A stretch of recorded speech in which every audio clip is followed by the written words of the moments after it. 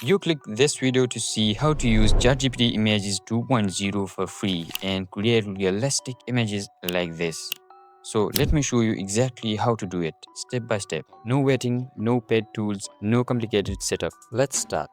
First, open your browser and search for arena.ai. This platform gives you access to multiple AI models from one place. Create your own account. You can sign in with Google or your email. Once you are inside, you'll see different modes at the top. For this method, choose Direct Shot. Now switch to the Images category and select ChatGPT Image Model. This is where everything happens.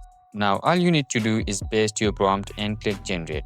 In less than 30 seconds, you will get an image that looks surprisingly realistic. But that's just the beginning.